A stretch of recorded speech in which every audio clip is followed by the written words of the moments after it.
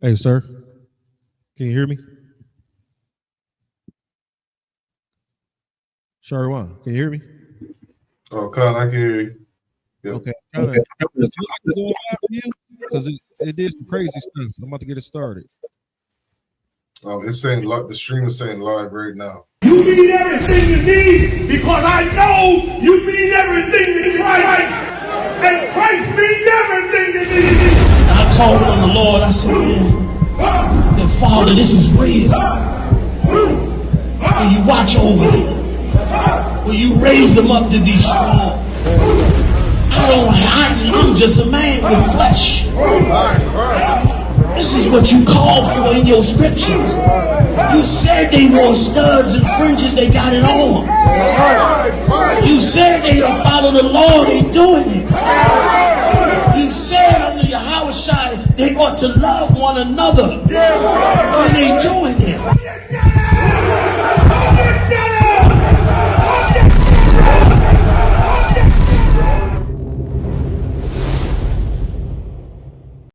We're in front of the Israeli School, Universal Practical Knowledge, the Philadelphia Division, here at 3226 Cheltenham Avenue in Philadelphia. We're standing in front of the school right now, getting a description of the 12 tribe sign that's been painted by one of the brothers that was in the school: Judah, Benjamin, Levi, Simeon, Zebulun, Ephraim, Manasseh, Gad, Reuben, Naphtali, Asher, Issachar. Those are the 12 tribes of Israel.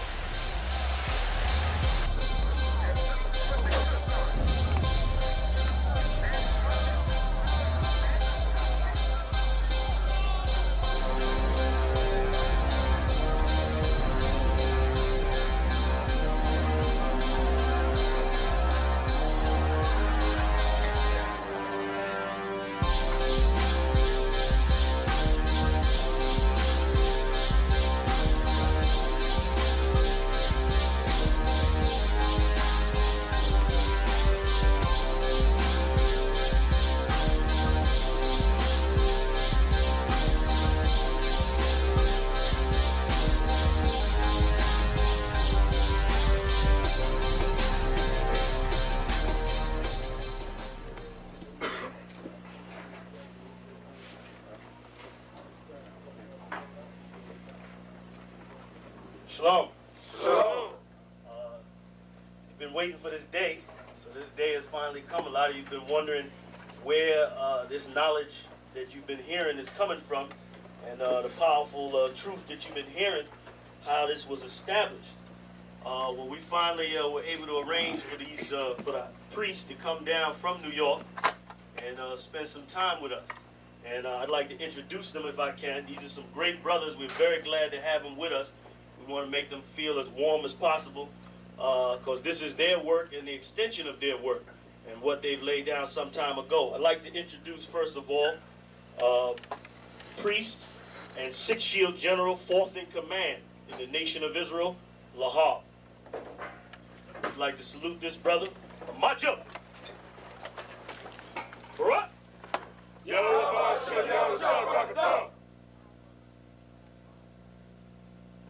Yeshabim, which means sit.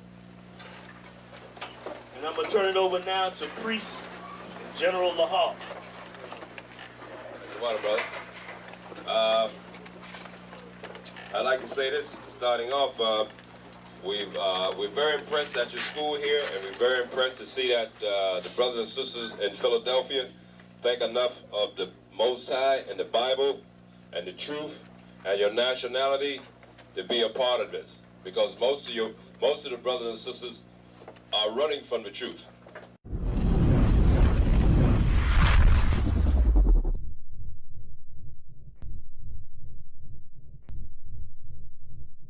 Welcome to ISUBK Detroit. Check us out on all social media platforms. Classes are Monday through Saturday. Monday is the history class from 7 to 9 p.m. Tuesday is scripture breakdown. Wednesday is biblical law class. Friday, Lashawan Kodash, Hebrew language. Saturday, the Sabbath service. check out our community service program. We have food and clothing drives, helping the people in need. And we also have felony expungement services available. Join us and get involved.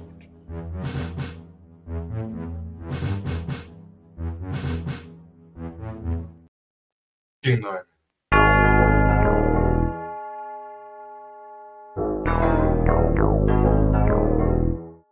Ironic. You know the truth is the truth, that's all I know.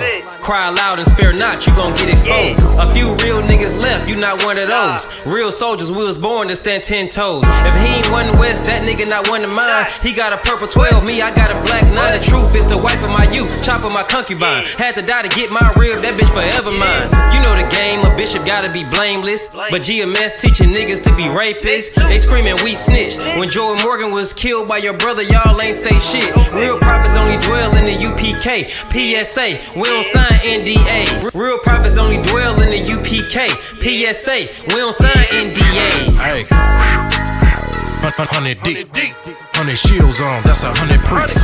100 boots, that's 200 feet. Tongue like a sword when I fucking speak. Teach you how to fish instead of fucking leech. Stop selling drugs instead of trying to fuck with me. Knowledgeable, but I'm rude in my fucking speech. Life is about warfare, not no fucking peace. Hey bitch, I cry loud when I fucking speak. Make them wait a year before they fuck with me. Turn a street nigga to a fucking priest. Cross a priest and I promise you forever sleep.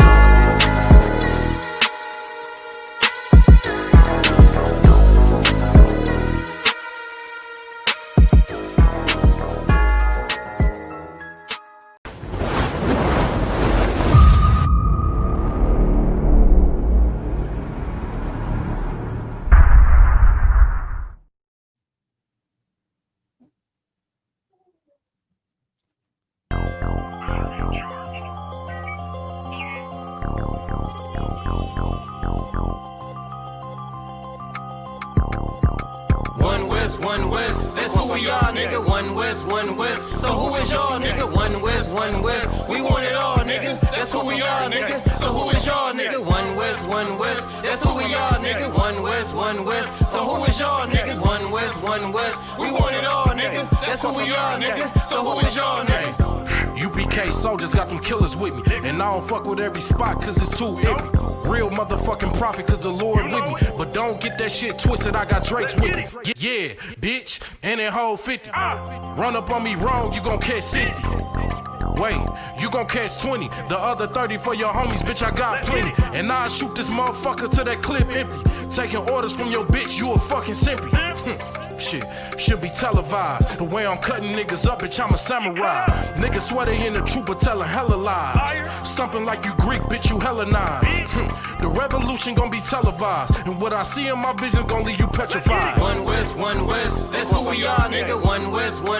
So who is y'all, nigga? One West. We want it all, nigga. That's who we are, nigga. So who is y'all, nigga? One West. That's who we are, nigga. One West. So who is y'all, niggas? One West. We want it all, nigga. That's who we are, nigga. So who is y'all, niggas? UPK soldiers lead cowards in awe. So fuck a gas stop, I came with 6 pumps in my car. My niggas ready to swing, we like kids at the park. So touch a chair around this bitch and we breaking your jaw. They think we Christian, but we not. Nothing about us is soft. I don't know what you niggas on, but that shit get you off. We booted up. We came to take zones for real. Black 40 under my garment, I be dressed to kill. Fourth dimension sitting linger, I be fresh for real. Putting scripts on your corners, but these here ain't pills. We rock covers. You official if you know those drills. Bread and water, you official if you know those meals. Yeah, you niggas soldiers get rolled over. You got police in your pocket, I got a judge in my holster. Oppressors out to get us, so remain sober. Or be chained to them chains till there's nothing that remains of us. A cult leader like Christ, we got the same culture. I bang on them, tell my enemies the reign's over. I up the cig and keep pulling like a chain smoker.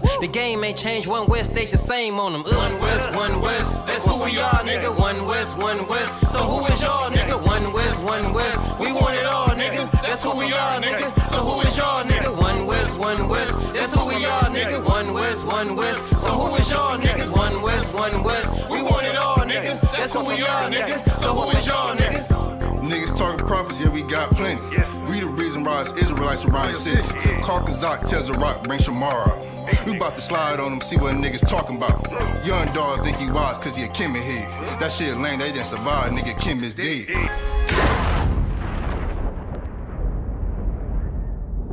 Where I'm from, little nigga, is a dirty game. I pledge allegiance to Yahweh, bitch, I'm UPK. Huh, nigga, let's talk bodies. Set up on your corner, wake up everybody. Big priest, until I'm dead deceased. The mission is complete until y'all off the street. Saw y'all on the internet, stumping down the street. But take the poor and the weak. Touch a sister or a brother, you gon' be sleep. But take the poor and the weak. One West, that's who we are, nigga. One West. So who is y'all, nigga? One West. We want it all, nigga. That's who we are, nigga. So who is y'all, nigga? One West. That's who we are, nigga. One West. So who is y'all, niggas? One West. We want it all, nigga. That's who we are, nigga. So who is y'all, nigga? Fucking with the brothers, then I'm giving out major pain. Clip full of ball heads, I'm shooting out Damon Wayne's. Driven ambition, I ain't never changing lanes. Wise as an old man, but I ain't slanging cane. This ain't a game, this shit way deeper than rap. You speaking the cap, but the shit y'all speaking is cap. I'm 5,000, but I still keep it a stack. I'm in the truth, not cause back then I was seeking the fact. Cry aloud for the niggas that's deep in the back. And the Lord with me, ain't no reason for keeping the strap. We peep the attacks, niggas say we ain't speaking the facts. Stealing breakdowns every time we teaching in class. Niggas snitching, y'all out here squeaking with rats. We be on the street corners teaching that Jesus is black. We on 125th Street, Harlem, nigga, you see where we at? One West, that's who we are, nigga. One West. So who is y'all, nigga? One West. We want it all, nigga. That's who we are, nigga. So who is y'all, nigga? One West. That's who we are, nigga. One West. So who is y'all, niggas? One West. We want it all, nigga. That's who we are, nigga.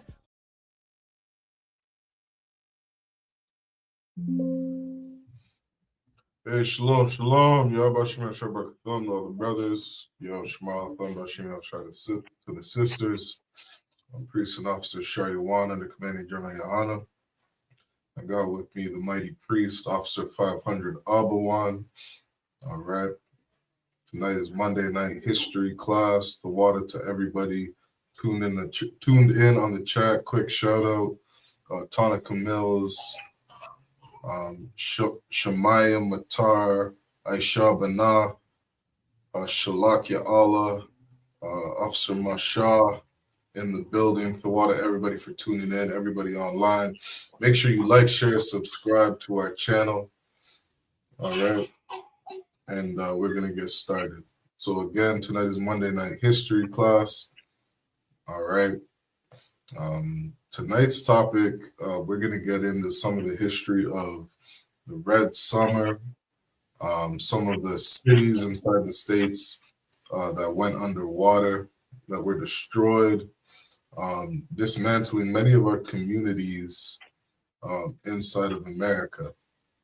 Okay. And something you'll see throughout the history of America as well as Canada is you'll see a history of Blacks, Hispanics, and Indigenous peoples always being displaced, right? You see today, you see Donald Trump, or President Trump, who has this campaign on trying to remove the tribe of Issachar, the so-called Mexicans today, out of the country. I think I saw an article earlier where it said the Mexican government is willing to send 10,000 troops to the U.S. border to just help maintain some of the relationships that the U.S. and Mexico has today.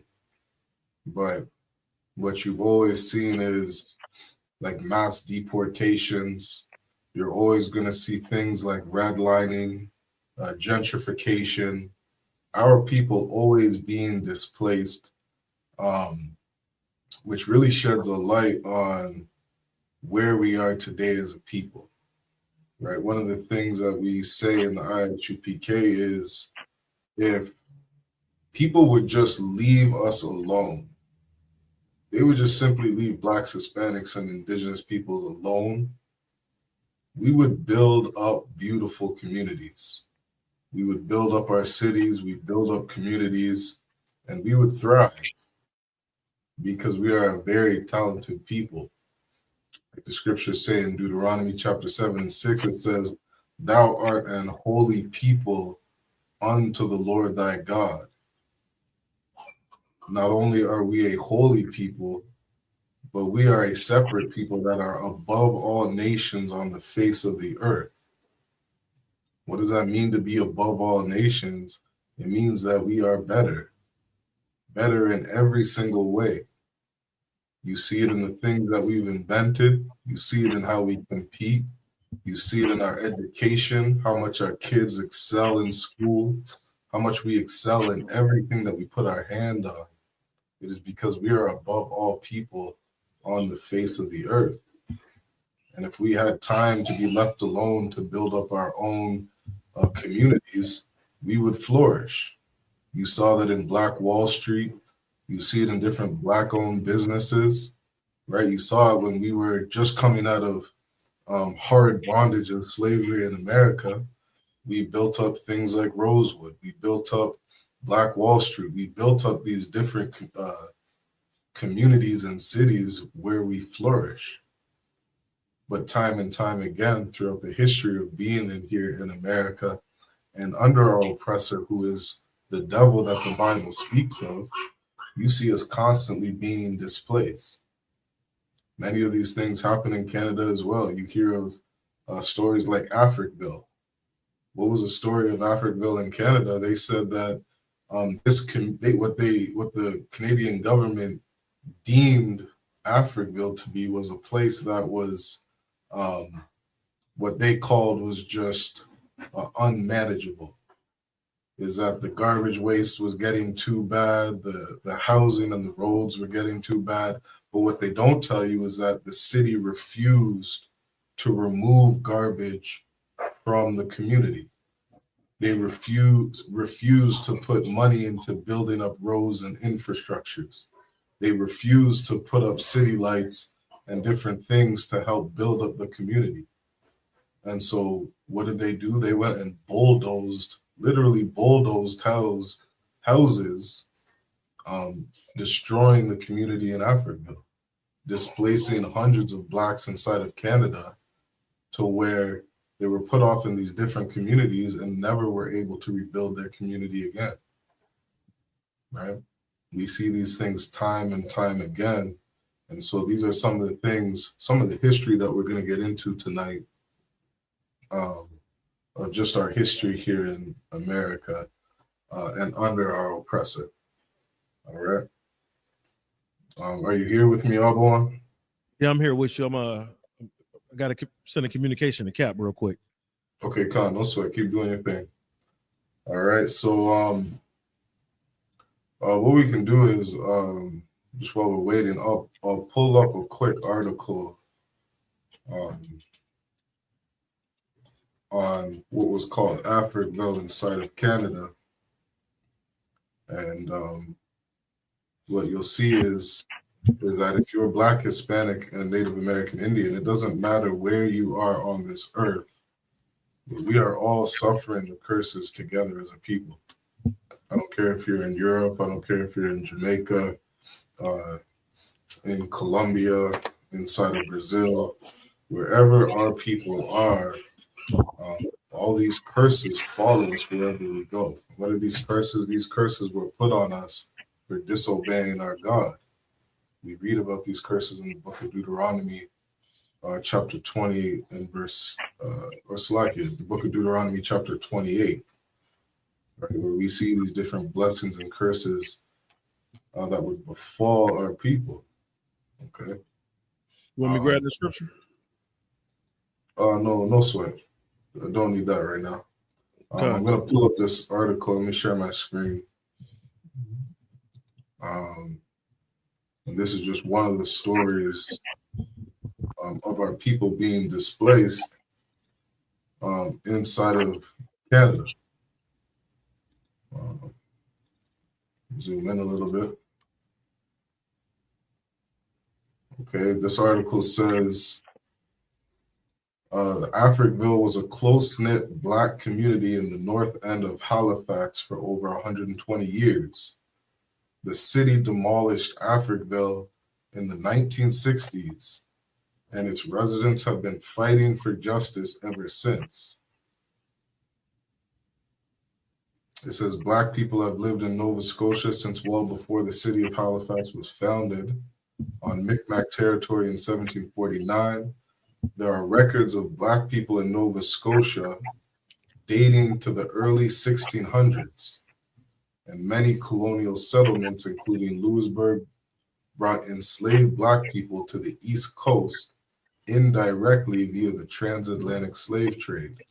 So what this is telling you a little bit on the history here in Canada is there was a Black settlement inside of Canada as early as the 1600s via the transatlantic slave trade. So you have slaves going all throughout North and South Central America, including different parts of Canada. A good map to look at for brothers and sisters to understand is if you look up the maps on what is called New France. Okay, you see maps of New France, you'll see different areas that Europeans colonized and conquered inside of North America. And New France went all the way up through northern Canada, I think going down as far into Mexico.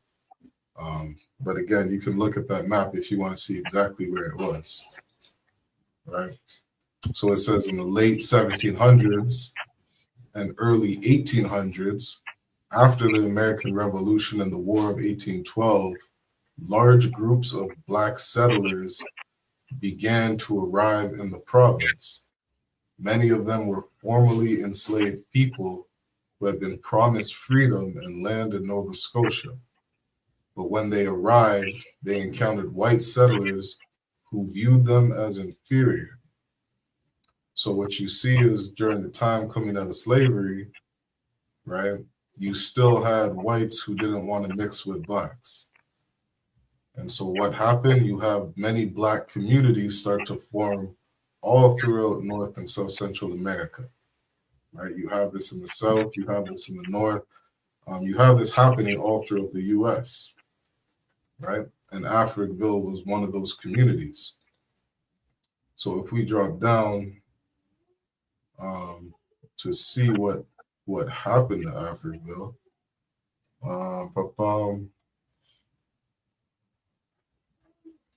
it says, here's the destruction of Africville. It says, instead of providing proper municipal services to the community, the city of Halifax eventually decided to relocate the residents of Africville.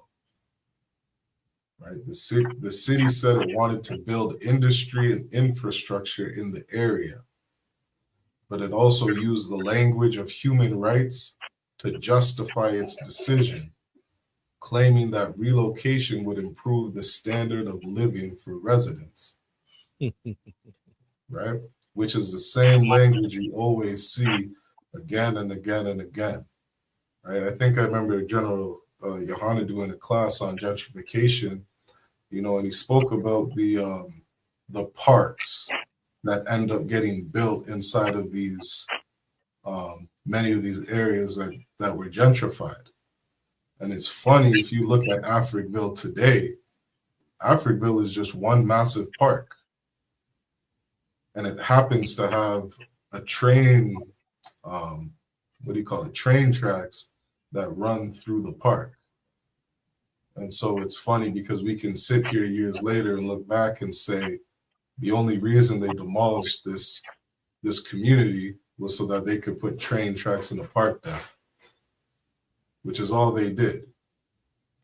And you're going to hear the same language of, human rights and, the people need a better way of life and the people's communities destroyed. And they use these different language again and again as to why they have to destroy our communities, right? It says, in January 1964, Halifax City Council voted to authorize the relocation of Africville residents. There was no meaningful consultation with residents of Africville to gather their views. Fewer than 20% of residents had any contact with the Halifax Human Rights Advisory Committee, the group charged with consulting the community, right? So, you know, today we're not going to get too deep into this story, but there's a lot of good videos and documentaries on what took place in Africville, right? As many documentaries, you know, have popped up documenting, you know, our different struggles here in Babylon, our different struggles here under our oppressor.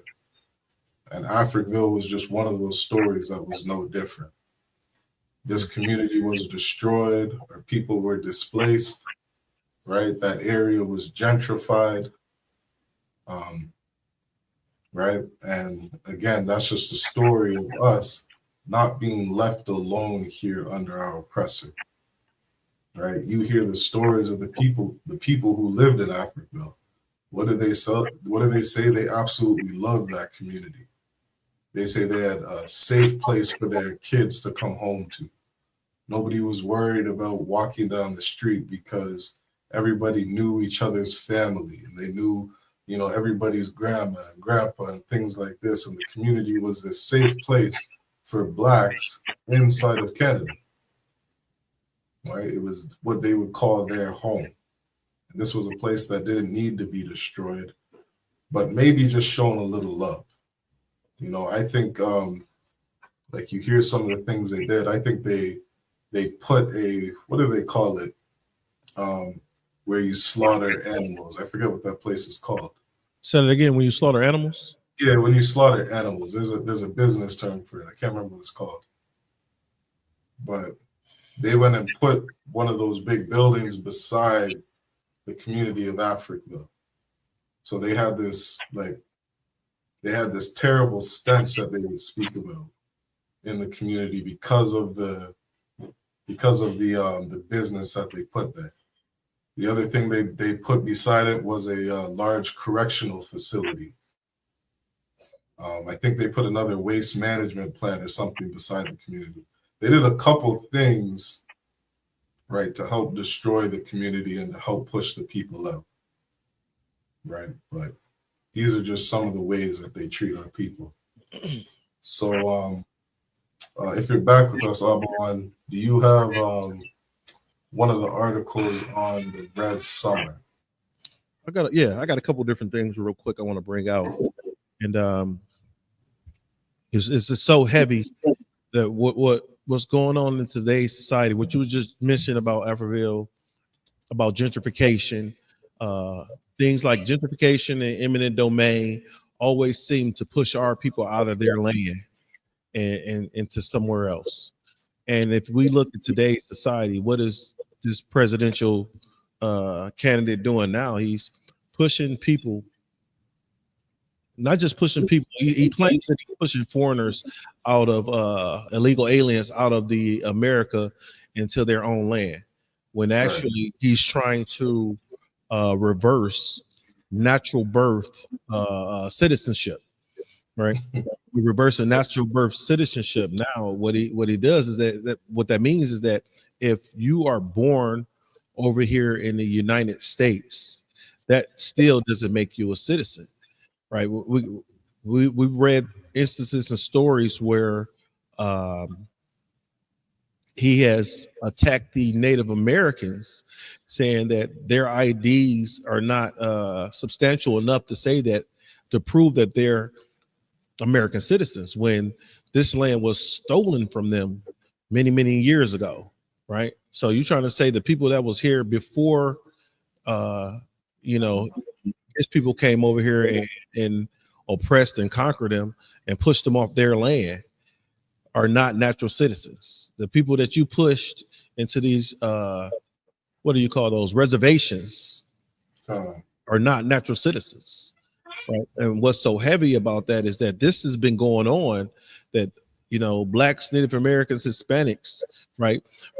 Basically, the Native Americans and the Hispanic people have been pushed out of land that's been theirs since they came over here, since they've been here, right? Before the oppressor came over.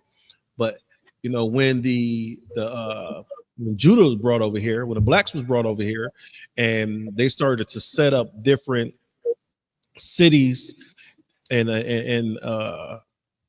you know, concentrations of cities after so-called slavery had ended, then the oppressor decided that, you know, he must remove those people from those lands. And what he did to remove those people from them lands was mass unaliving.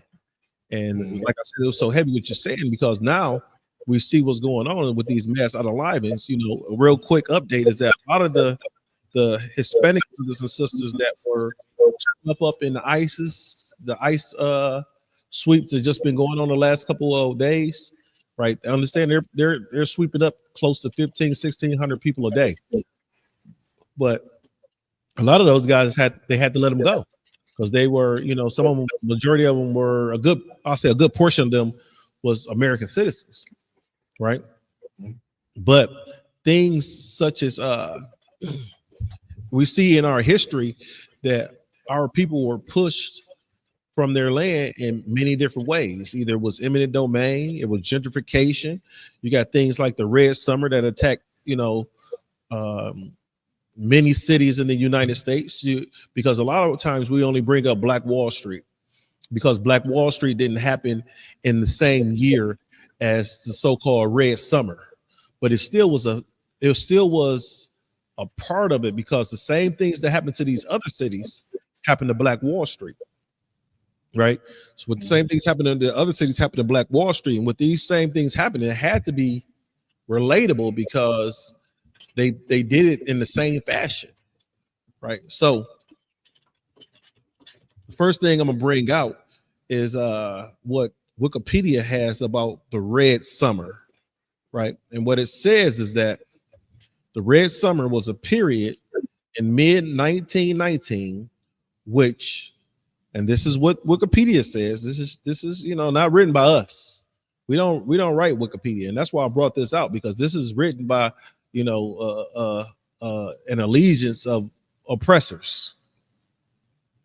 Say during 1919, which white supremacist terrorists, they called their own people white supremacist terrorists, and radical riots occurred in more than 36 cities across the United States.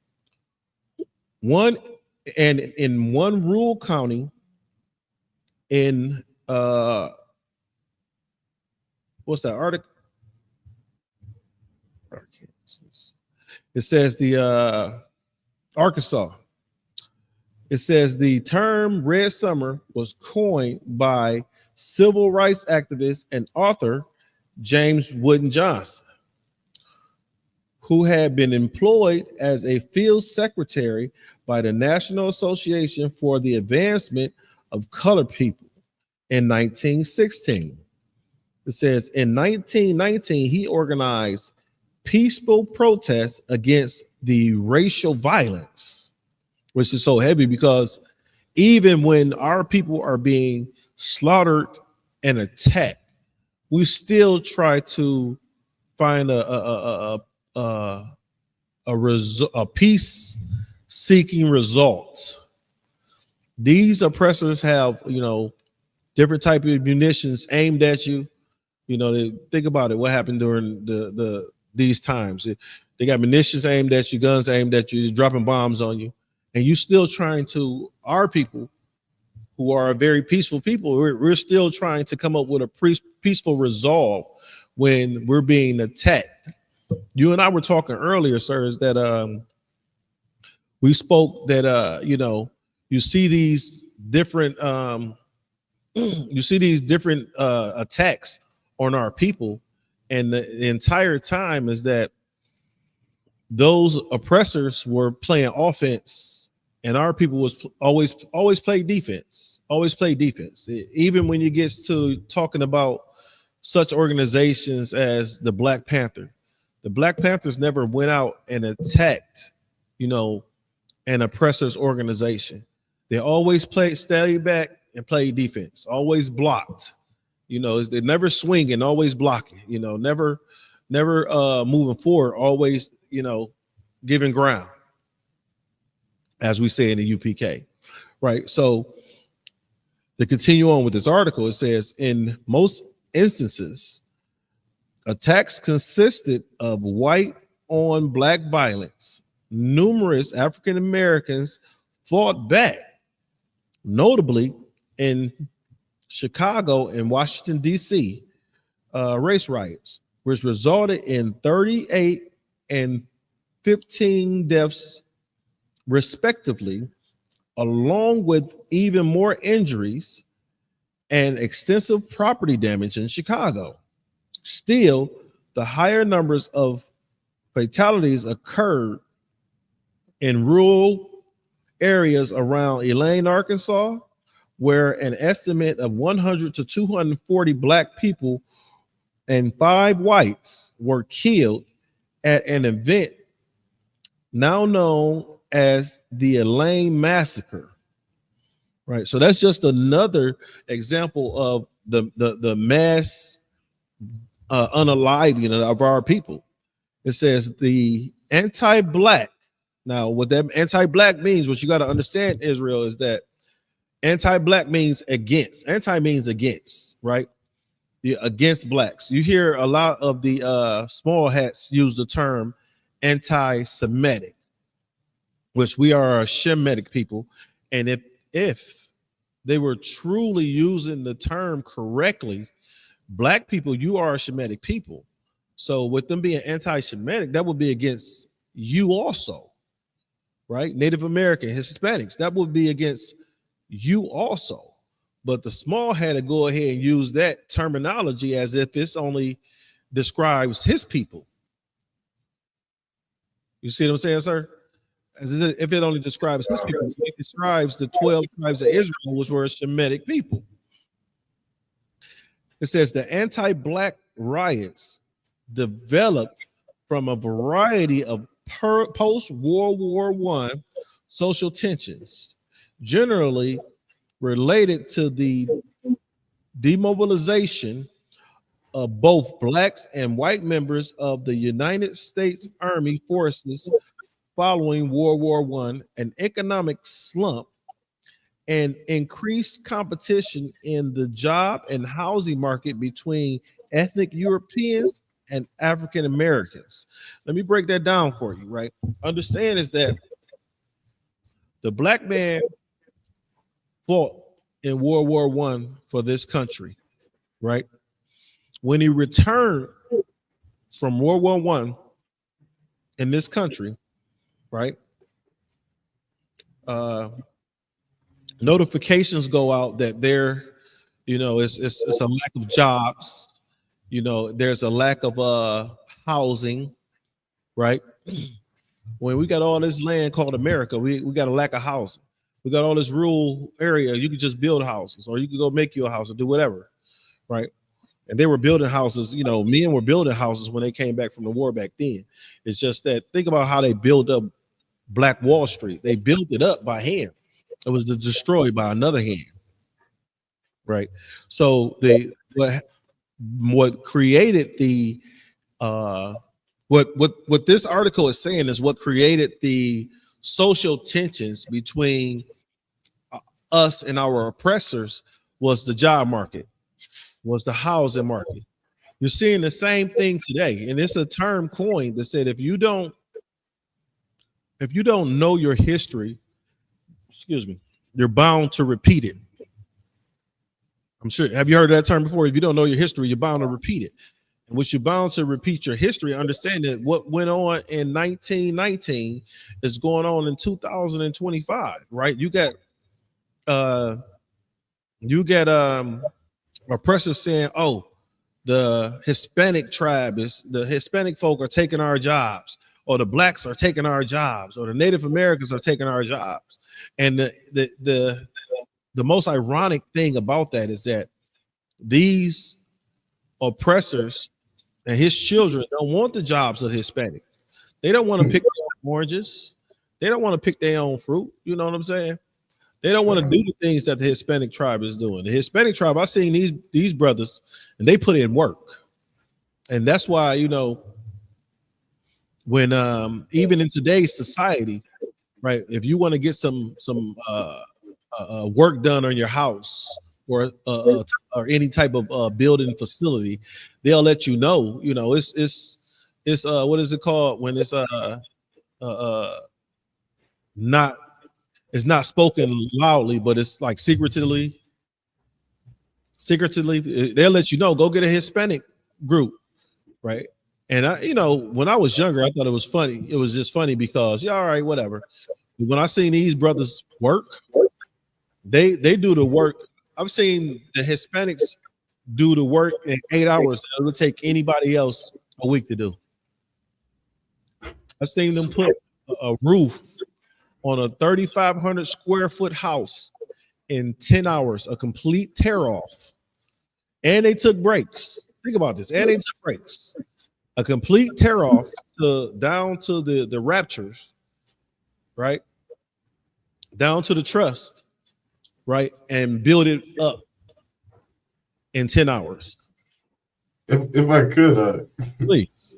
Like that, you know, just adding on to that point, you know, I remember I was reading an article where it was something around, I think it was around the 1940s, 1950s, where you had a lot of European women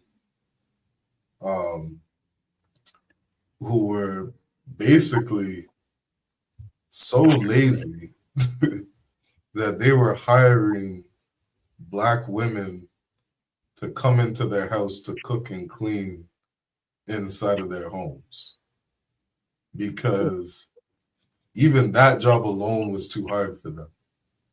Like, when you look historically, like, you had European women who would get our sisters, you know, to breastfeed for them. You know what I mean? To the extent of breastfeeding their babies before allowing our sisters to breastfeed our own babies. They had the sisters in the house cooking, cleaning, maintaining different things in the home because they were too lazy to do any of the work. You understand? Like, it was one of the reasons you see a lot of Benjamites that moved into Canada, because European women were so lazy that they were offering Black sisters in Jamaica the opportunity to come into Canada so long as they would do these jobs. Like what you're bringing out, Abuwan, about, you know, our brothers and sisters is so heavy in that we really got to understand that, you know, all these lies that have been placed on us, doing things like calling us lazy, all of that is bullshit. You understand? Like, we're the most hardworking people on earth, the most capable people on earth. Go ahead. Yeah, go ahead. Salakia, sir, if I may. Yep. Well, what you have to understand is, and I know you understand, but I'm talking to the listening audience right now, is that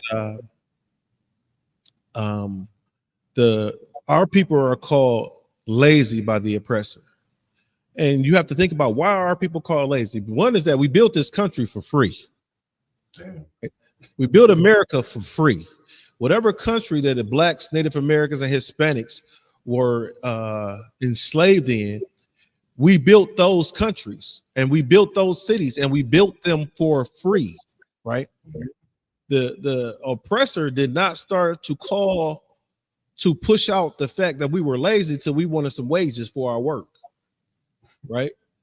So now all of a sudden I'm doing it for free. I'm not lazy, right?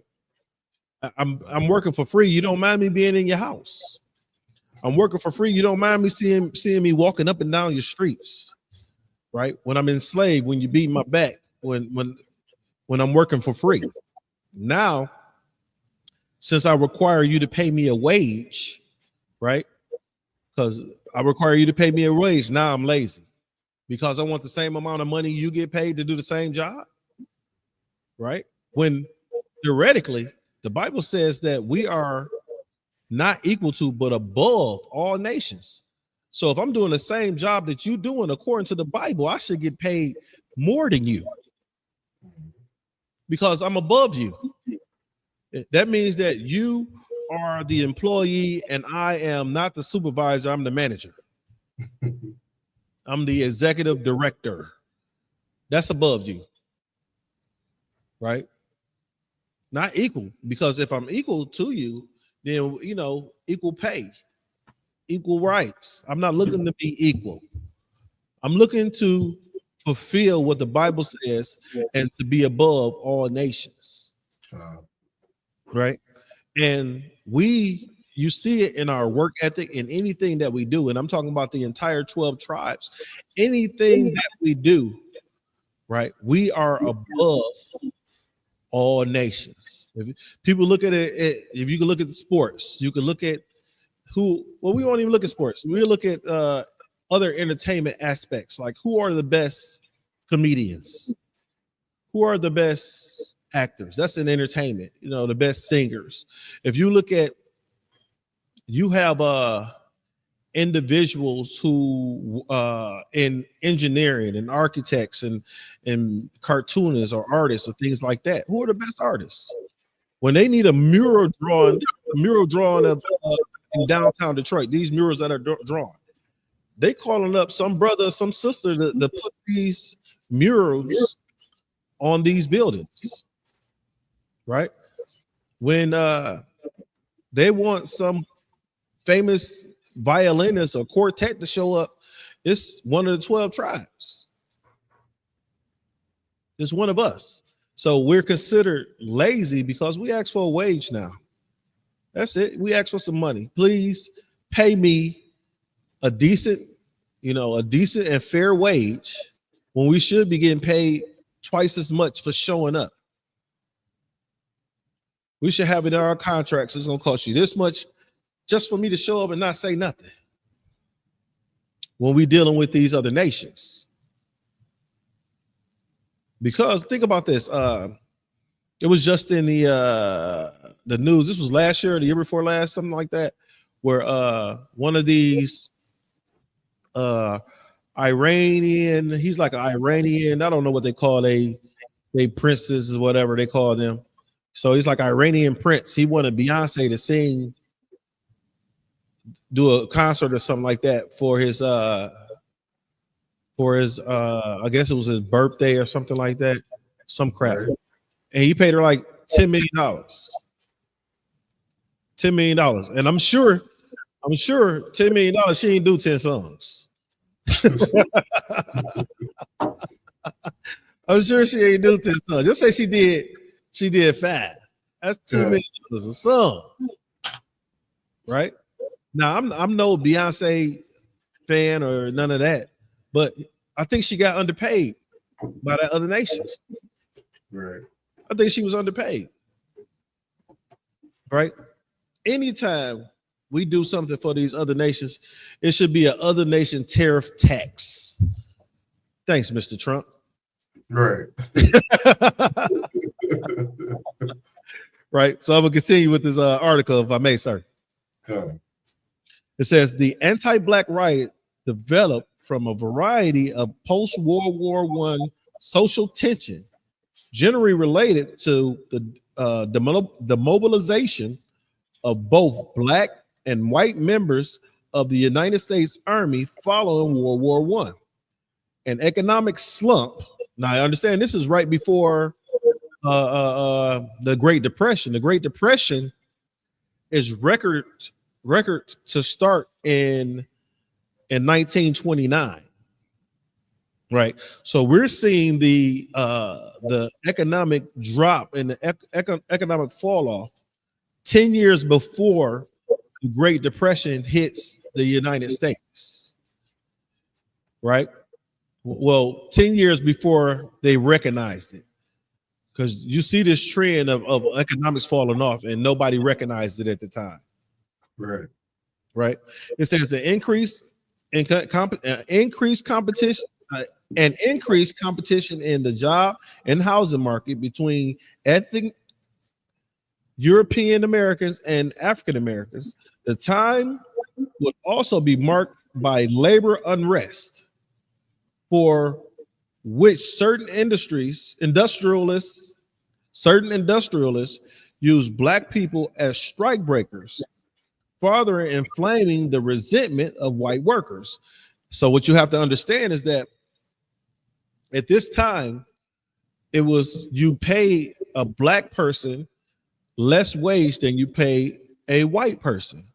So when these white people went on strike from their jobs, the companies and would use black folk as strike breakers. They'll pay them a lesser wage to do the same job, and I bet you any amount of money they got more production out of these black strike breaker workers than they did out of the regular white employees. Right. So this black folk being strike breakers caused, it caused a fire to be kindled inside these white communities to want to destroy the black people in their neighborhoods and in their areas, right? And this is one of the causes of what we're talking about is Red Summer, which is when multiple cities in the United States their black communities were attacked and destroyed by so-called white people. It says the riots and killings were intensive, documented by the press, which along with federal governments feared socialist and communist influence on black civil rights movement of the time following the 1917, I think that says Bolshevik Revolution in Russia. They also feared foreign anarchists who had bombed the homes and businesses of prominent figures and government leaders. Understand, that's what happened in Russia, right? And I'm going to ask you this, Israel, what is the makeup of Russia? Right, you don't see too many of our people over there. You have the Esau that's there. You have Esau. That's just another fashion of Esau over in Russia. And think about this: they bomb homes and businesses of prominent figures and government leaders. So if they did that to their own prominent figures and government leaders, you can guess what they'll do to somebody that they believe is taking a job from them, somebody that they believe is taking food out of their mouth and their family's mouth, somebody that's not allowing them to put clothing on their family's backs. So you can imagine how and what they thought about our people just because they couldn't get a job. Now, what you have to understand in today's society is that it's easier for one of the sons or daughters of Esau to gain employment having half the credentials of a black Native American or Hispanic brother sister, right? Esau only has to have half the credentials. I work in I work in engineering, and I see a lot of Esau's sons and daughters come into these major manufacturing facilities, into these OEMs, and not have degrees, right? When I have multiple degrees and certifications that say I'm comparable, not comprehensive, that I am able to do this job, right? Then not only that, is it competent? Competent. And not only am I competent, I also have 20 years experience in this field, right? Let's see. Let me see how many years of experience. 2011, this is 5, so that's 14 years. All right. I don't got 20 years, I got 14 years experience.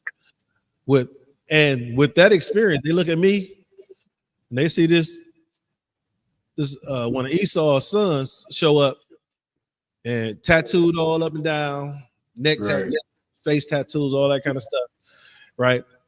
And look at me because I got beards and the braid. Like, oh no, we can't deal with them beards and the braids. Give me the tag guy. I've been in an interview where I've been asked, how many tattoos do you have? None. Okay. I'd have been smart enough then, would have owned that facility. Okay. So this, if I could, number one, you know, please. just something to on your to what you're saying about you know, how Esau acts, you know, when he thinks he's being treated unjust. Like what you were bringing up about Russia is something like that story of what's that devil's name? Timothy McVeigh. How do you say that? Timothy McVeigh. Timothy McVeigh. You know he out of Michigan. He was out of Michigan, right? He was out of Michigan. Good night. Good night. Yep. He was from Michigan. Timothy McVeigh, if brothers and sisters don't know, like he blew up an entire building down in Oklahoma. And, you know, he was following behind the quote unquote mission of that white supremacist group called the Order. Mm-hmm. You understand? And that group called the Order, I think one of their main issues is they believe they were being taxed too much. They believe they were being taxed too much and that the government was secretly being run by Jewish people. And they had a few things in there, but the kind of terrorism that Esau, you know, goes out doing, you see the Aryan Nation, you see the Ku Klux Klan, you see the Order, all these different white supremacist organizations, it's all the same thing. You understand? A couple of years ago, they went and stormed the Capitol in America. You know what I mean? Took a dump on, what was it? Nancy Pelosi. Imagine she come in their office and it's feces. So a huge feces, pile of feces on her desk. Like, my thing is, you know, did he use tissue or did he just pull his pants up and run out the office? Who knows with Esau? Nasty. Gross. Yeah, you know he washed his hands. Good night. But yeah, they definitely do the most. You know what I mean? When they feel that they're being done unjust. You know, that gives me an idea. We should do a class on the history of the results when Esau is treated unfair, when he believes he's treated unfair. Just think about this. You on to something, Mark. During the civil rights, the time of the civil rights marching and all that kind of stuff, right? Esau didn't want you to eat at the same counter that he ate at, right? So you sat there and got beat on, spit on, right?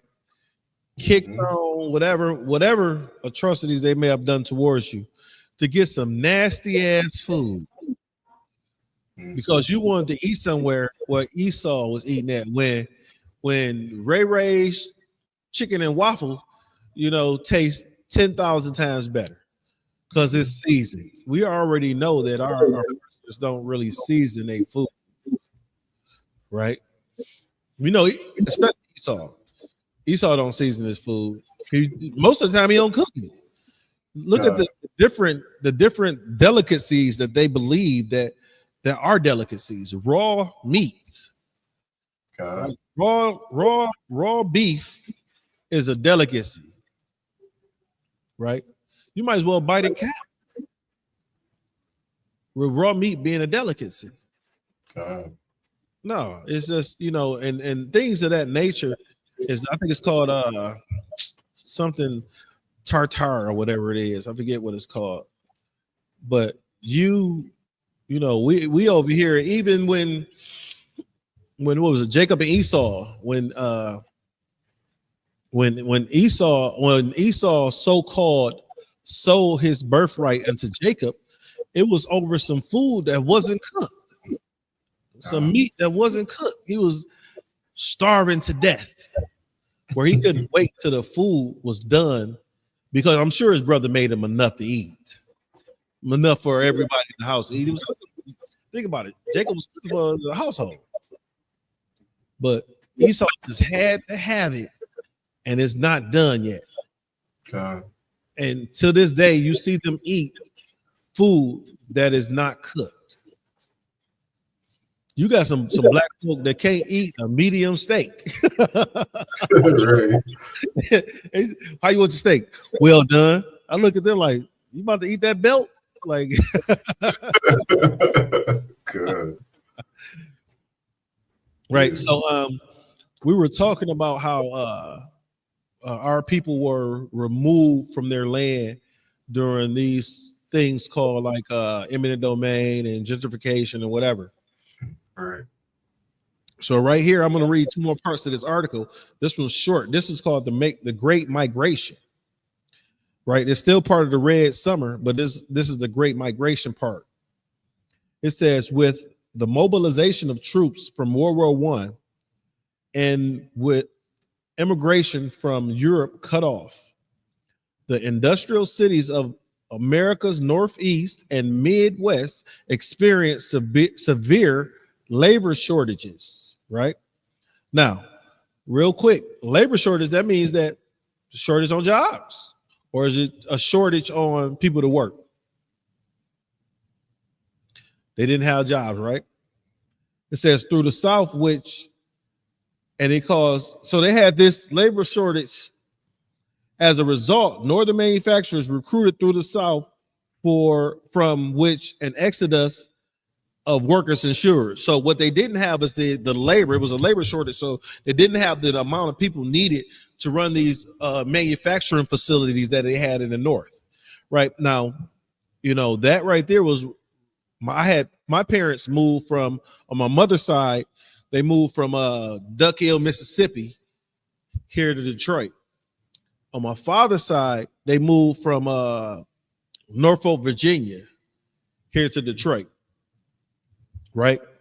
So with them people migrating from the South up here to the North because of the automotive industries, because of the different manufacturing facilities and industries that was going on up here in the North. It says by 1919, an estimated 500,000 African Americans had immigrated from the southern states to the industrial cities of the northern and Midwest in the first wave of the Great Migration, which continued until 1940. African American workers filled the new positions in expanding industries such as the railroad, as well as many existing jobs formerly held by whites.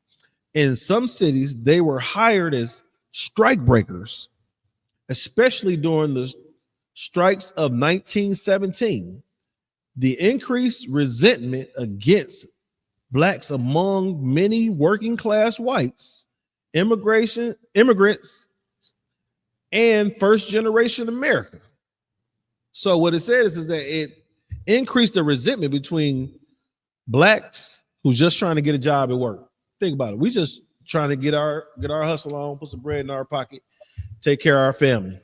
So us trying to get money and take care of our family, right, cause the working class whites, immigrants, and first generation Americans grief. Caused them grief to the point where they wanted to unalive us. Right? So you got anything? Because I'm gonna continue. Khan, yeah, if I could just say one thing. Because if Blacks, Hispanics, and Indigenous don't look at the history of our time here in America, we're really not going to understand how truly violent Esau is. Damn right. We've been through like this topic right here that you're bringing out. It's not like we've been displaced as a people one time. You understand? Like, it happens over and over and over and over and over again, being taken out of our communities, having our communities destroyed, having our businesses destroyed. You know what I mean? Being terrorized by police, being terrorized by Europeans. You understand? Like watching our cities burn down over and over and over and over again. Mm-hmm. It's like if you don't look at the history of this man, you're not going to truly understand how violent he has been towards us. You understand? And like as you were talking, I thought of that verse in Obadiah where it says, "For thy violence against thy brother Jacob, shame shall cover thee." Right? I'm paraphrasing. It says, because of the violence against thy brother Esau, that the Lord is going to destroy Esau.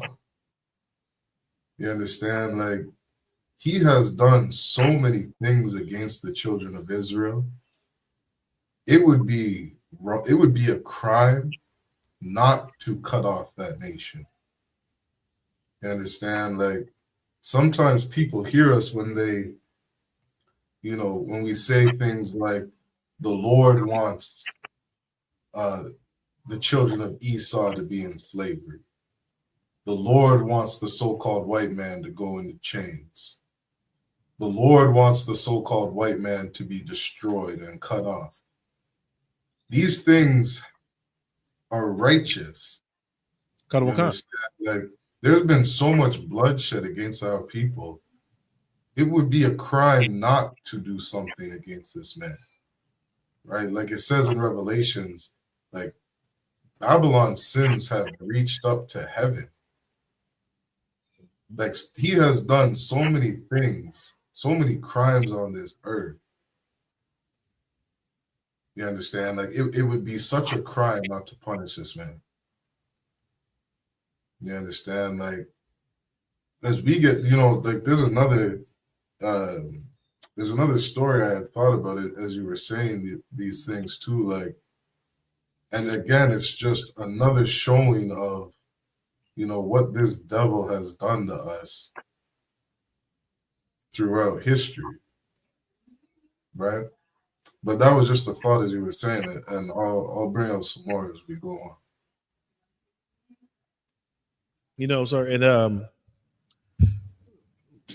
just to back up what you're saying, like the what you said that was so heavy is that it would be a crime for that nation not to be wiped off the face of this earth. Sure. For all the horrific things, right, that they've done across this earth to the children of the Most High God, right? Imagine this, man, is that if you look at it, Joe Biden's son was about to go to prison for whatever it is, just say using cocaine in the White House or whatever. He had like a kilo in the White House. Now, this is probably not the first time someone's had a kilo of cocaine in the White House, right? But just to say, I'm just saying, he had some drugs because he used cocaine, so he probably had a bunch of cocaine in the White House. They caught him with this, and they locked him up, and his father, Joe Biden, says, I am not going to what? Exonerate Hunter Biden, right? Mm-hmm. When he lied, and as the Native Americans people said that the oppressor is double tongued, says one thing and something else. He could have easily said, I don't know what I'm gonna do with Hunter, right? And he'd have been telling the truth. He could have just easily said, I don't know. He could have known what he was going to do. He could have known that he's going to exonerate him, but at the same time, he could have just said, I don't know, right? Cool. Trump said, oh, as soon as I get in the White House, I'm letting them folk out on January 6th. Everybody getting out. Everybody getting out, right? Okay. So, even though Trump got 30-something felonies, right? Trump has 30-something felonies. And what's ironic, I'm going to say something that's here, sir, and you let me know how you feel about this statement. Trump, before he got into the White House, he had no political experience, right? And then not only did he have no political experience before he got in the first time, the second time he got in with 30 plus felonies, right? So if you could become the president of the United States with no experience and 30 plus felonies, why I can't work for GM, Ford, Chrysler with a felony? You know what I'm saying? What makes him different than every other American? He rich. Yeah. And he can buy his way in and out of these places. We've seen that with these individuals buying their children into these what you call these upper echelon colleges, Yale and Harvard and Right. say that again. Yeah, I'm not sure what they're called, or Ivy League schools or something like that. Ivy League colleges, yeah, you're right. Yeah. So they're buying their children into these Ivy League colleges, right? And today I went down to where my son wanted to sign up to school. So I go down to he wanted to sign up for HVAC school. So I go down to Dorsey with him. And where it's set up is that I was trying to get them to use his mother's income because he lived with his mother, right? He's been living with his mother since he was a little kid. So he's been living with her. Why they can't use her income? And he would have got so much more FAFSA and grant and all that kind of stuff, the grant money, the loan money. But if he uses my income from last year, they ain't gonna give him nothing, right? So I'm trying to explain to this lady who is East Indian, like, look, he doesn't live with me. He lived with his mother. He's always lived with his mother. She's like, well, were you guys married? No, we're not married, right? Were you ever married? No, we were never married. He always lived with his mother, right? So realistically, he's supposed to use his mother's income. But she didn't want to accept my son, get my son into this school. And so she wouldn't allow him to use her income. He had to use my income. So we talked to a black lady, right, that handled the financial aid at the school. And she says, well, your son's going to turn 24 years old next month. He can file as an independent student, and he doesn't have to use your income or his mother's income, and then he's going to get the full grant and the full loan. Mm-hmm. Why wouldn't the East Indian lady tell us that? Why Esau's son that was over financial aid, why he didn't tell us that?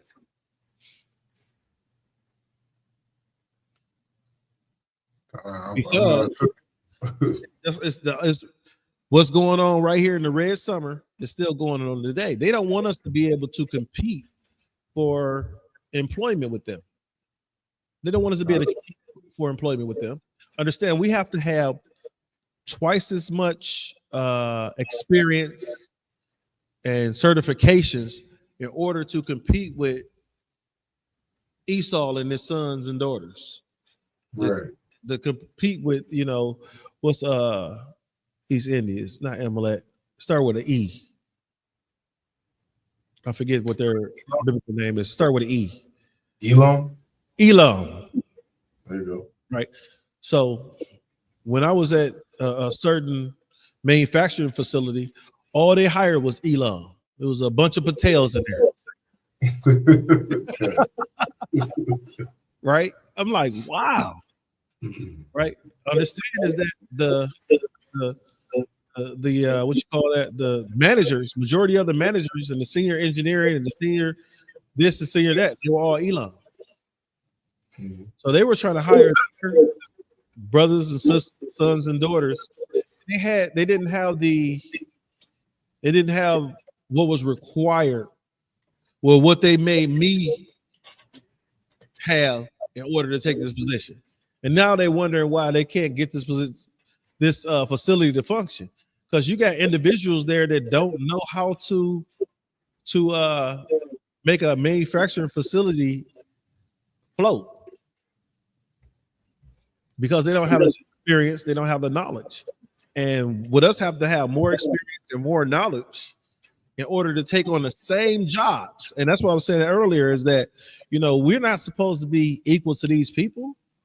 We're above these nations. I should get and I should have a higher position as well as wage than these folk, according to the Bible.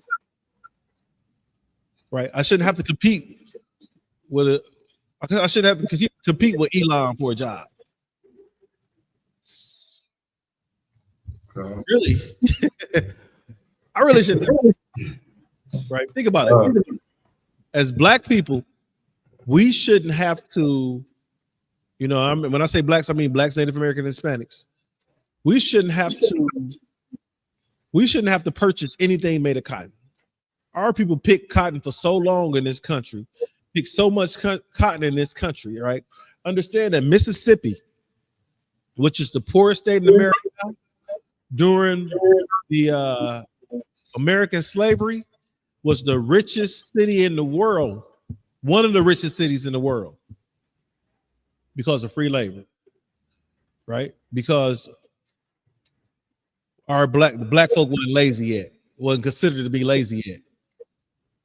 Like I said, we was only considered lazy when we asked for a wage, right? I'm gonna read this last part of this, sir. Come on, let's get it. And if I could, real quick, please. You know everything you're saying, and you know, tying it into the Red Summer. You know, what some of the things that General Muhammad had brought out last scripture breakdown, you know, was to the point of what you're saying. Like that brother who was piloting, I was listening. right? Yeah, like that brother that was piloting that plane. You know what I mean? Escorting those bombers. I think it was that World War II, I believe it was.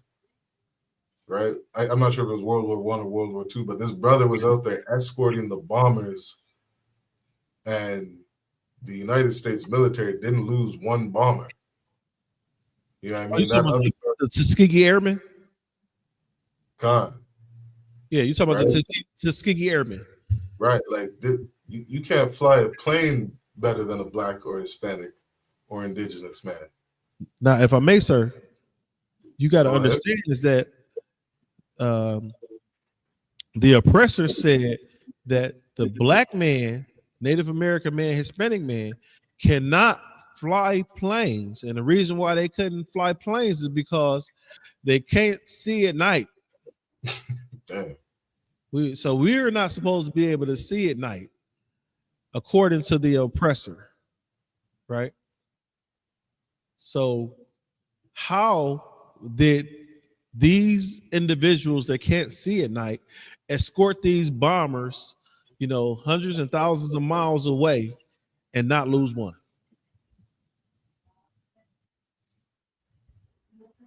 We need those better wages, Abuwan. They should have got some better. Gotta pay like they weigh. Gotta pay like we flying out there blind and we ain't losing no bombers. they not losing bombers. Eyes closed. They see nothing.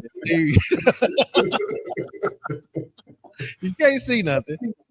We must heard the other planes coming, right? Because they didn't say we couldn't hear it. They said we couldn't see, right? we just out here lazy as hell, working, putting up more houses than any other race of people. Yeah, I mean, just all the different work that we do. Yeah, I mean, remember I was saying earlier is that whatever we do, we the best at. That's right. Right? They gave us planes and the Tuskegee Airmen, red tails. That's what they were called. The Tuskegee Airmen were called red tails, right? Because they had the tails of their plane. They wanted to look different. With them wanting to look different, they painted the tails of their plane red.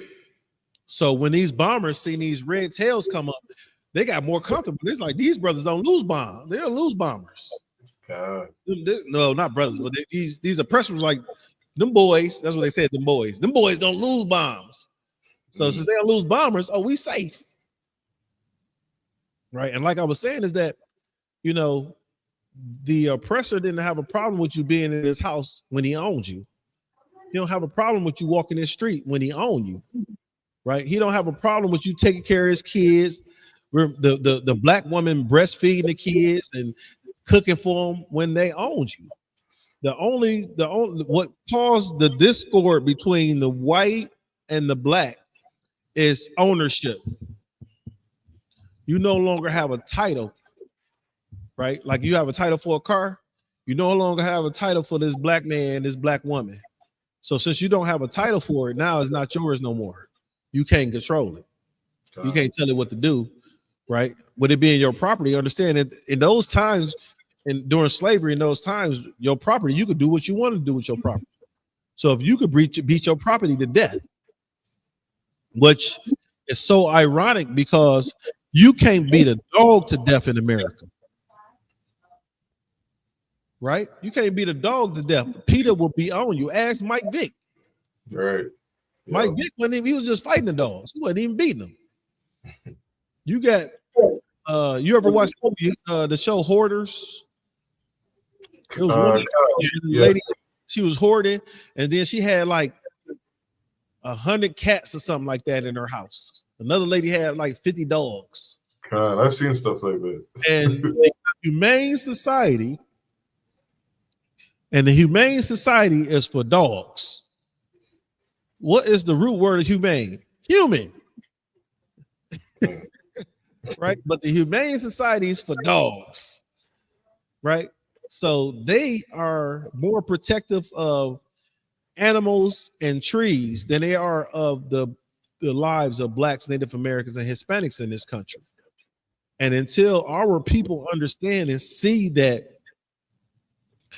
in Deuteronomy chapter 28, verse 68, that until our people see that we were sold unto our enemies, right? Then they don't understand who their enemy are. Right. Yeah, we were sold unto our enemy. What is being sold unto our enemies? When did the people that we were sold to stop being our enemies? There was no notification that came out that said we're no longer your enemy. There was no scripture prophesied that they are no longer our enemy. So we have no written communication or documentation saying that they are no longer our enemy.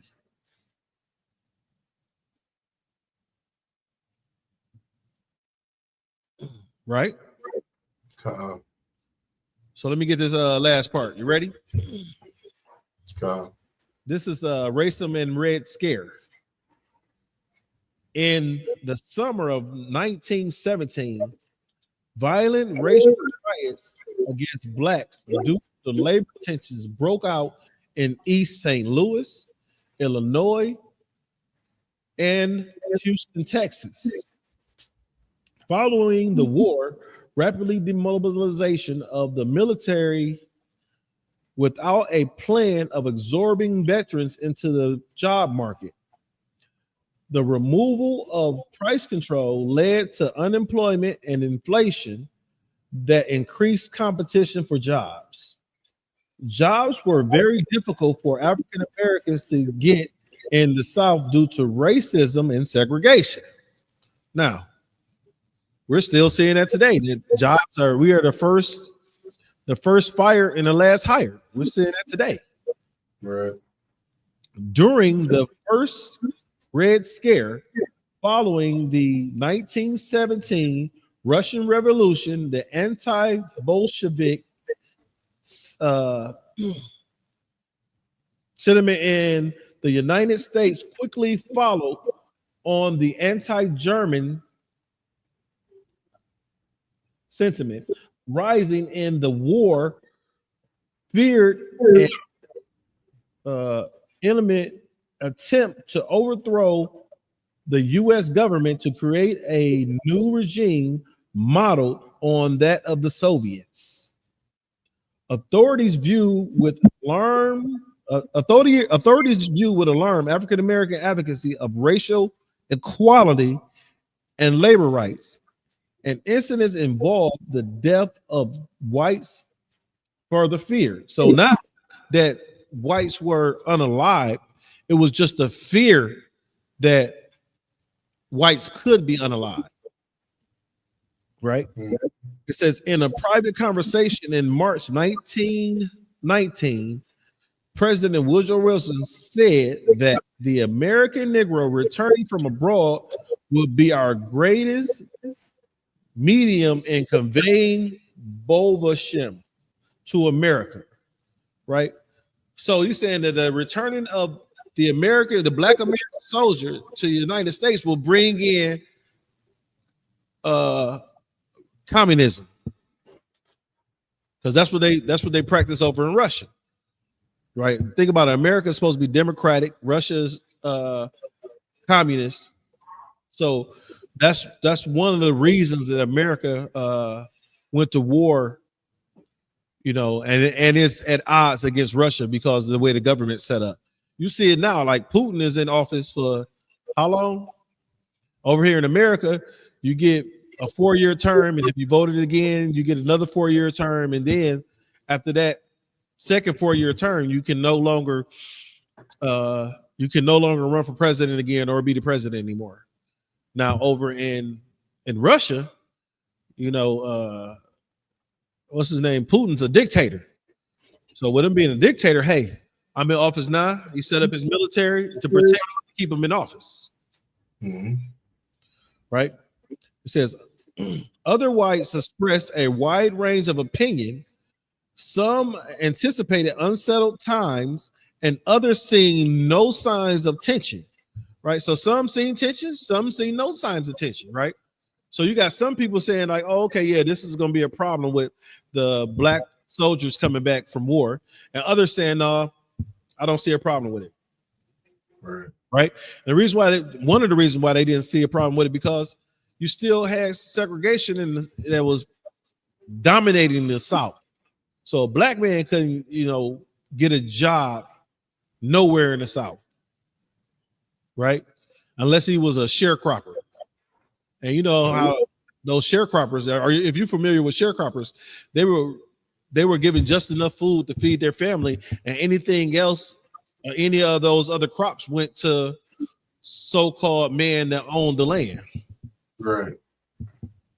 Right. So early in 1919, Dr. George Edmund Haynes, an educator employed as a director of Negro economics for the United States Department of Labor, wrote, "The return of the Negro soldier to civil life is one of I lost my place. It says I lost my place. Give me a second. It moved on me. It says the return of the Negro soldier to civil life is one of the most delicate and difficult questions confronting the nation, North and South. One black veteran wrote a letter to the editor of the Chicago Daily News saying that returning black veterans are now new men and world men, and their possibilities for direction, guidance, honest use, and power are limitless. You see what they're saying? Only they must be instructed and led. So understand is that this says their potential is limitless, but they must be instructed and led. So that contradicts itself. How can you say my potential is limitless, but I got to be led? So, right? so were they saying when these brothers were coming out of the military that basically they needed to be told what to do? Okay. Right. So they have to be instructed. When these guys, you know, some of these men led platoons during the war.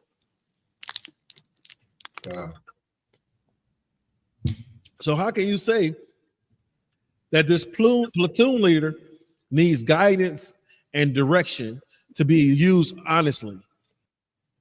According to this article, it says they have awakened, but they have not yet the complete conception of what they have awakened to.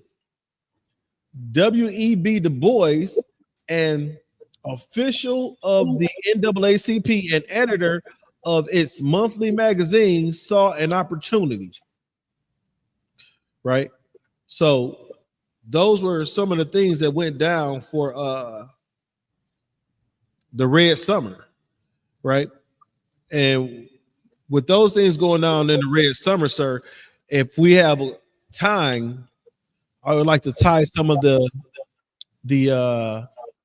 drowned cities in America, because these cities were drowned and covered with water to basically for America's economic advancement.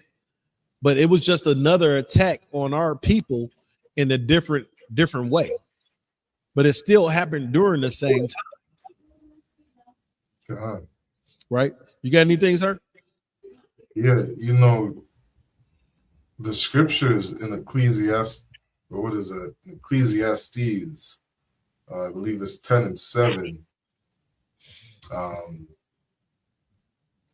believe this was King Solomon, and he was saying he's seen servants upon horses.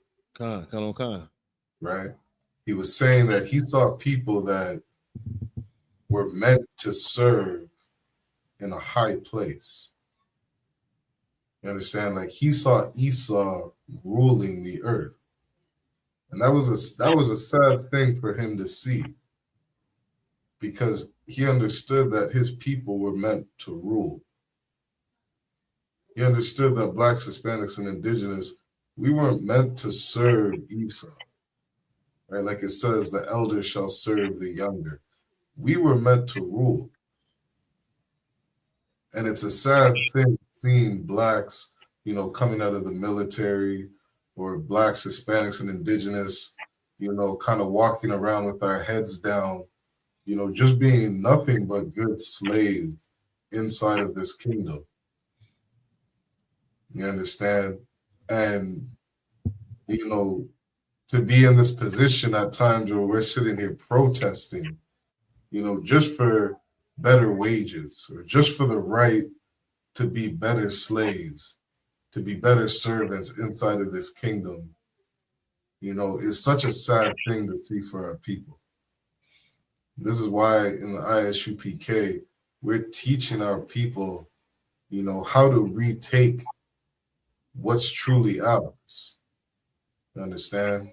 Like we got a saying, you know, in this school, you can't force a crown on a man's head. Damn right. You understand? But what Christ said, if you keep these laws, statutes, and commandments, you'll be great in my kingdom. You'll be great in the kingdom of heaven. We change our lives and we change the way that we're living and come back to these laws, statutes, and commandments, we'll be back in the position that we're meant to be. Because our history here inside of America has been nothing less than just, you know, what's the word to say? But it's just been very sad. Right? The entire time. God. So yeah, let's jump into to these cities. I wanted to pull out a scripture real quick, sir, because you said something that was that you said if we were to start back to following these laws, statutes, and commandments, we would, you know. Oh yeah, I think it's 2nd Chronicles 7 and 14, I believe it is a scripture. So if you don't mind, I'd like to pull that real quick, sir. Yeah, 2nd Chronicles 7 and 14. Right? And it reads, if my people, which are called by my name, shall humble themselves and pray and seek my face and turn from their wicked ways, then I will hear from heaven and forgive their sins and will heal their land. Right.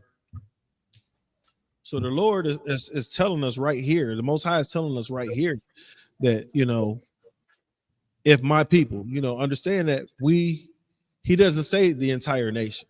He doesn't say he didn't say the entire earth, the entire world, or the entire earth. He says, if my people. So he's calling on a specified people, right? He said, if my people, which are called by my name, Israel. He said, if my people, which are called by my name, right? That's you, Black man, Native American man, Hispanic man, 12 tribes of Israel. That's you. That's you. The sons of Jacob. That's you. Right? He says, shall humble themselves and pray. Right? Understands we have to humble ourselves back unto the Most High. We have to humble ourselves. We have to get back into the law, statutes, and commandments. We have to start to go back and understand that we are doing some evil, diabolical things, and we have to get back in line with the law, statutes, and commandments. Right? So humble themselves and pray and seek my face and turn from their wicked ways. So, you got to turn from Christmas, Thanksgiving, Halloween, Easter, right? You got to turn from sleeping with another man's wife. You got to turn from charging your brother's usury. You got to turn from stealing from your mama purse. You got to turn from raping sexually assaulting your sister. Right? These are the things we have to turn from as a whole, Black man, Native American man, Hispanic man. We have to turn from those things. It says, and and turn from their wicked ways. It said, then will I hear from heaven. So the Lord is waiting to hear from you.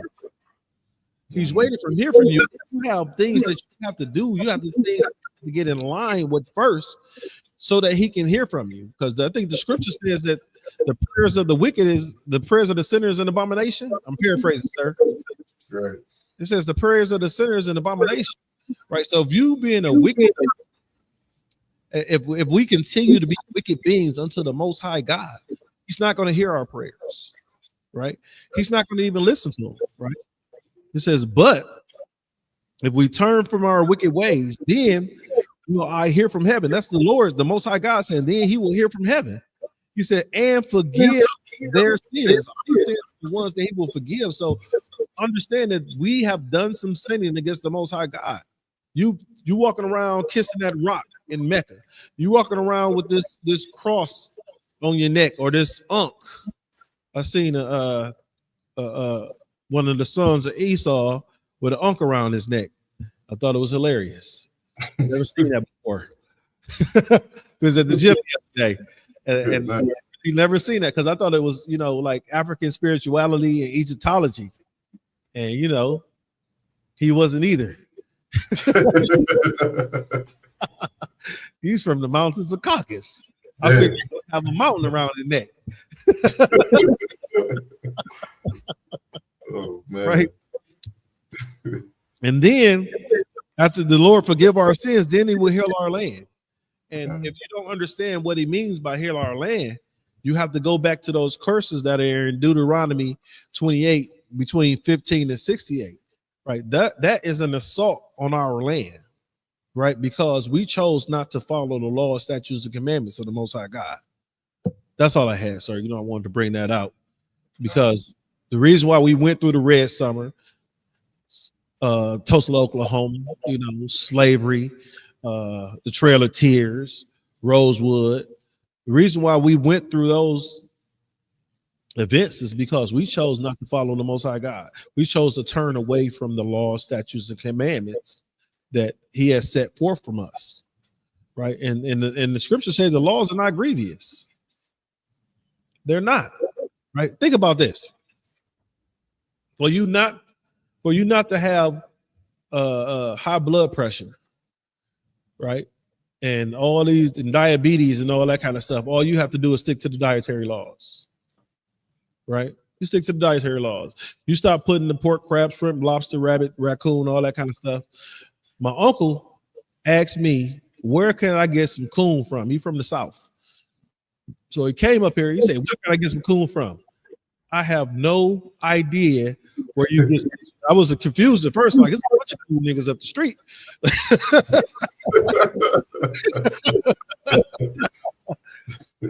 No, some coon. I'm trying to eat some coon. Oh, okay. All right, I understand now. I couldn't tell you where to get some coon from. Right? Because I didn't think our people still ate coon and possum and all that kind of stuff. I didn't think that. I was like, we got, you could go to the store and get some chicken. God. You go to the store and get some chicken. You get some steak, some fish. Get some good old white bass, or get some pickerel or some walleye or something. We don't have to eat that stuff. But he wanted some coon. Just remind me not to eat at your house. But our people are so stuck in the ways of our oppressor, where, and understand this, is that my uncle, he worked for the big three, so he made decent wage. Well, he retired from the big three, so he made some good wage. Right. This was before he retired. So he just retired recently. And he wanted some coon. Mm-hmm. I couldn't understand it. You got something, sir? Just a small thing to add, because kind of hearing of this red summer and seeing the different things that, we continue to join ourselves to try to get out of this punishment that we're in. Like that verse you just brought up, like it didn't say go protest. Nope. It didn't go say to beg your oppressor for better wages. You know what I mean? It didn't say be a good Christian, or, to flee from America and, start somewhere else. Like the scripture gave us the blueprint on how to fix our community. Damn right. You know what I mean? Like this verse right here, it is the blueprint on how to fix our condition. And it's about time we start doing things differently than what we've constantly been doing. You know what I mean? Like to see us out here protesting over George Floyd, even though I can, understand the passion and the zeal of brothers and sisters being fed up of the mistreatment here in America. Protesting is not the solution. The solution is here in the ISUPK. That's right. The solution is obeying the Most High so that he can heal our land, like it says in Chronicles. That's what we gotta, come back to. Salaki, that was it. Yeah, Quadash, Adawan is probably one of the funniest guys that I know. And he was talking about protesting the other day. And every time he speaks about protesting, he says it looked like a bunch of little whiny ass kids having a temper tantrum.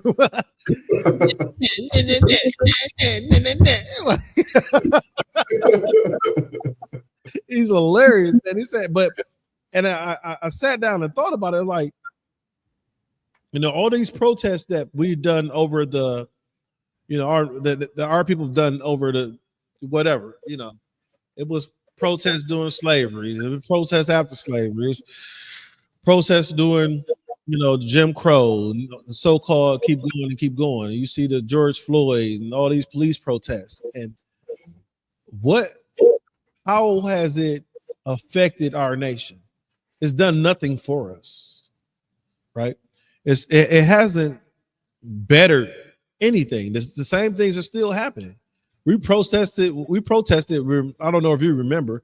We protested when Rodney King got beat by the police. They said he had some cocaine in the crack cocaine tank. Right? We protested then. We protested when Sandra Bland was unalived in the police precinct. We protested when Fernando Castillo was unalived by police and doing what they told him to do, handing him his He asked for his license. He was handing him his license, and they fired upon him, unalived the brother. Right? We protested when Breonna Taylor was sleeping in her bed, and the police woke her up to gunshots and unalived her. Right? We protested then, and we continue to protest. And what does we protested on the March on Selma, right? We protested then, right? We protested when at the Million Man March, right? Understand? We protested when Martin Luther King spoke at the Washington Monument, right? We protested all. What have these protests done for us? Nothing. All these protests we've done, it hasn't. Let me see. The world that we live in hasn't changed a bit. We're still being unalived by the individuals who claim they are here to protect us. Right? But instead of protesting, what if we just humble ourselves, pray, turn from our wicked ways, seek the face of the Most High God, right? Think about that. What if we just start to follow these laws, statutes, and commandments instead of protesting? Instead of walking downtown and got your no justice, no peace. How long we been saying no justice, no peace? How the sign, no justice, no peace. You still ain't getting no justice, no peace. How many years have you seen those signs, right? In each decade, in every decade, right? You've seen, since slavery, you've seen no justice, no peace signs, right? You've seen it with Emmett Till, no justice, no peace. When the individuals that unalived him was acquitted, right? You seen no justice, no peace. You know, the only time you didn't see a no justice, no peace sign is when OJ got off. You didn't see them white people talking about no justice, no peace. Good day. When OJ got off, you ain't seen them say no peace. No. Right? Did you see any marches? Rioting? Did you see any looting? Right? When what's his name? Mark Brown. What's his name? Mark Brown, the young brother who was unalived by the police officer in Ferguson. I'm not sure about that name, but I'm gonna look it up. Mike Brown or Mark Brown? Mike Brown sounds familiar. But you gotta understand, Mike Brown used to be the coach of the Clippers. I mean, not Clippers, Cleveland. Right. So that's probably why his name sounds familiar. But it was similar. I think it was Mark or Mike Brown, right? We protested then. We keep protesting. What we're not doing is following the law, statutes, and commandments of the Most High God. What we're not doing is putting away these wicked ass holidays. What we're not doing is paying our tithes to Commander General Yohana. What we're not doing is putting the pork down. That's what we're not doing. What we're not doing is not eating crab, shrimp, lobster. Right? That's what we're not doing. What we're not doing is after we lay with a woman, saying we got to be with this woman the rest of our life. Right? What we're not doing is after a woman lay with a man, I belong to this man the rest of my life. That's what we're not doing. Right? What we're not doing is not going to the abortion clinics. Right? Think about this. Our people have almost 400,000 abortions a year. That number might be higher now. I'm not sure. Right? Almost 400,000 abortions a year. 350,000+ abortions a year. Right? A year. And it might be slightly higher than that now. So what we're not doing is following the ways of the Most High God. And what's so ironic about us not following the ways of the Most High God, not following these laws, statutes, and commandments, everybody claim that they Christ-like. Right? Ain't that what Christian means? Is you're supposed to be Christ-like. The follower of Christ. That's what the excuse me. Isn't that what he told Paul? Like, you almost made me want to become Christian, right? So if everybody's supposed to be Christian, why nobody following Christ? Because Christ followed the Most High God, right? He said, "Me and my Father are one. We are like-minded," right? So if Christ is like-minded with God, and you claim to follow Christ, you should be like-minded with Christ. It's that simple. It's that simple. If Christ is like-minded with God, and you supposed to be like-minded with Christ, that's why Christ said, "Be ye perfect, for my Father in heaven is perfect."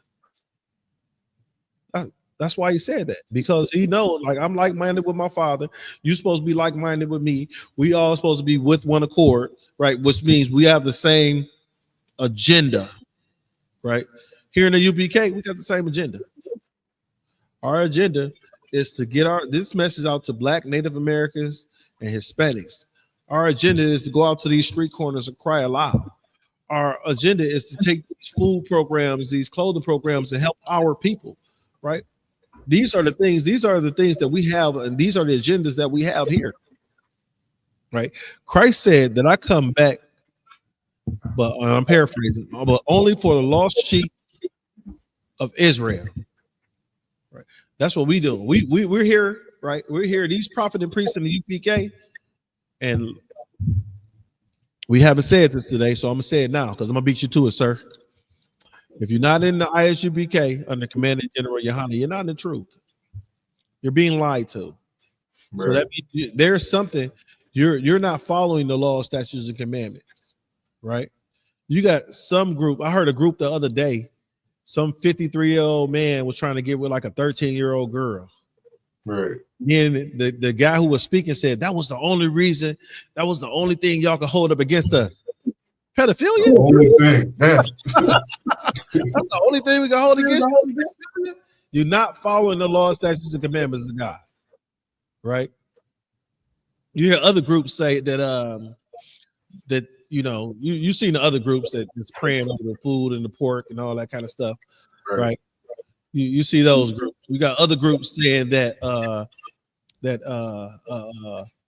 monogamy is the way, and polygamy is incorrect, right? That's not what the Bible says. So if your group, if your called Israelite group does not follow one iota, one thing of these scriptures, then it's a lie. If you got a white linen outfit on and it has one black spot on it, no matter where that black spot is, that outfit dirty, right? Mm-hmm. So get in the ISUPK under Commanding General Yohana, right? Pay your tithes, right? Pay your tithes. Like, share, subscribe, right? Help us get those algorithms up. I'm tongue-tied today, right? Help us get these numbers up, right? Help us get to our people. Help us have the ability to teach and reach our people, right? That's what you do. Help us reach our people so that our people can do what? Get back to following the law, statutes, and commandments of the Most High God, so that our God will forgive our sins and heal our land, right? We are the ISUBK under Commanding General Yohana, right? Started 1 West 125th Street. I am Officer Abawan, and my Lord and co-host here, Officer Shirawan, are here to teach our Blacks, Native Americans, Hispanics who they are according to this Bible. You are not equal to these other nations. You are above these other nations. With you being above these other nations, the God that we serve is going to punish us for not following his laws, statutes, and commandments, right? He doesn't give a damn if these other nations follow these laws, statutes, and commandments because they're written for us. It says, you, Jacob, are the only family that the Most High God is known. Paraphrasing, right?